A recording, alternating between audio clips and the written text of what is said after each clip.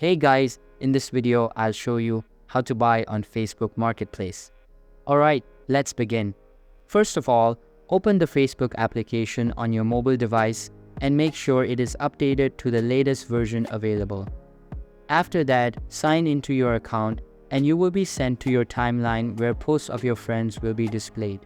Now, tap on the Marketplace icon at the bottom of the screen and the Marketplace will be launched depending upon your region.